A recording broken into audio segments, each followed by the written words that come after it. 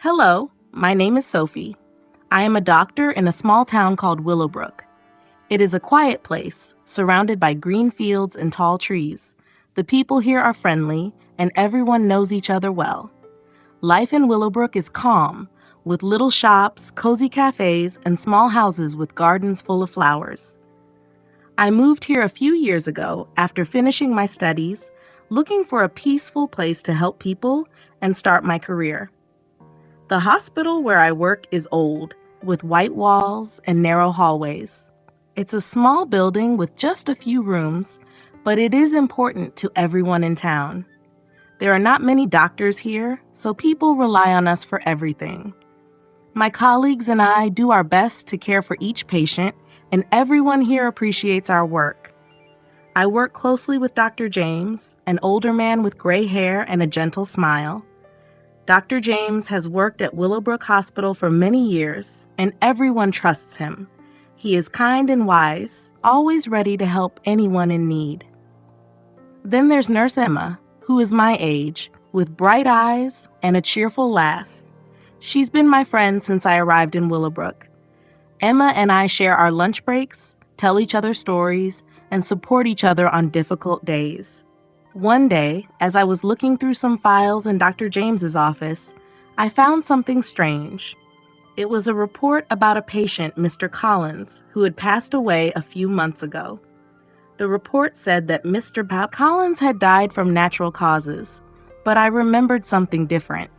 I was with him during his last moments, and he had been very sick from an infection that we couldn't treat.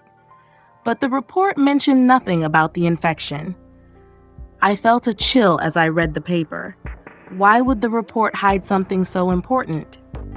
I knew Dr. James had written it, and I trusted him, but something didn't feel right. I decided to keep quiet for the moment, thinking that maybe it was just a mistake.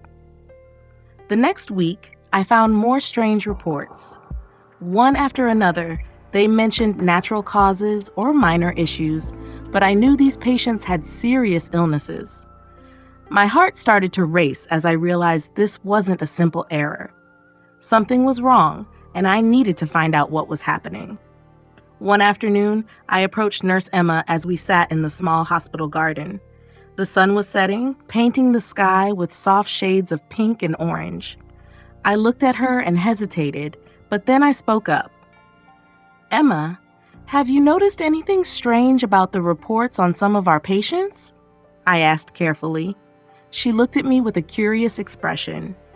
"What do you mean?" I explained what I had seen, and her face changed. She became serious and thoughtful. "You're right, Sophie. I've seen some of those reports too, and I thought it was strange, but I didn't think much about it. Dr. James has always been trustworthy. Why would he change the reports?" We both sat in silence, feeling a heavy weight between us. I didn't want to suspect Dr. James, but I couldn't ignore what I had found. After talking with Emma, I decided I had to confront him, even if it made me nervous. The next day, I walked into Dr. James's office. He was sitting behind his desk, reading some papers. When he saw me, he smiled warmly, as he always did. "Sophie, what brings you here?" he asked, putting down his papers. I took a deep breath and tried to stay calm. "Dr. James, I found some reports that don't seem accurate. They don't mention the real causes of death for some of our patients. I'm concerned."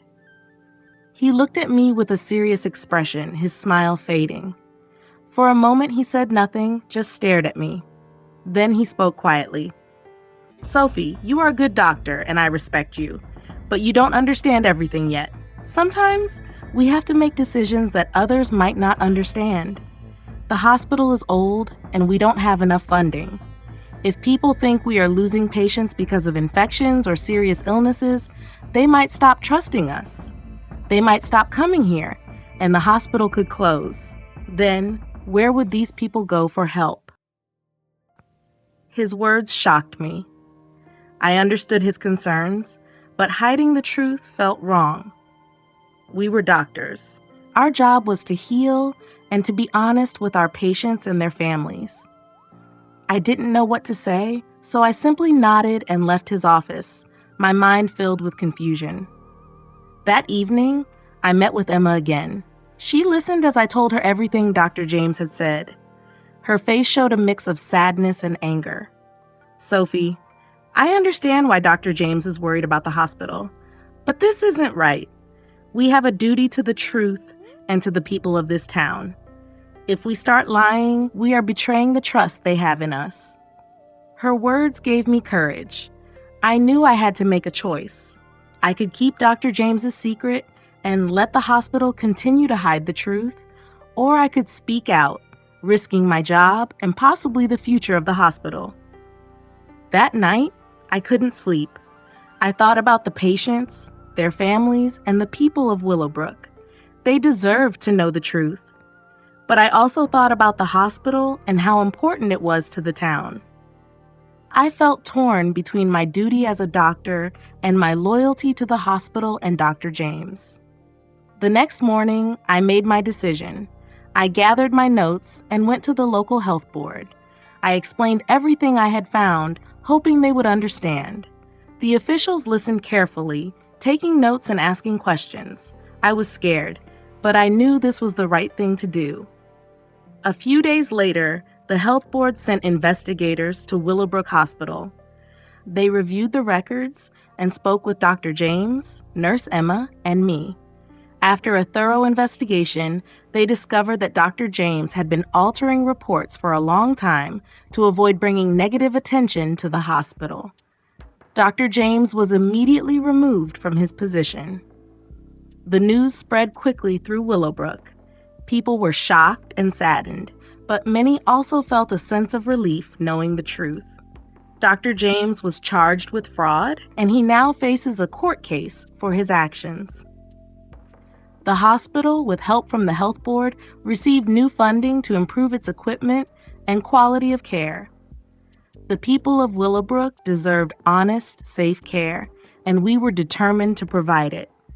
Though I felt saddened by what had happened to Dr. James, I knew I had made the right decision for the patients and for Willowbrook. From that day on, I promised myself to always stand up for the truth, no matter how hard it might be.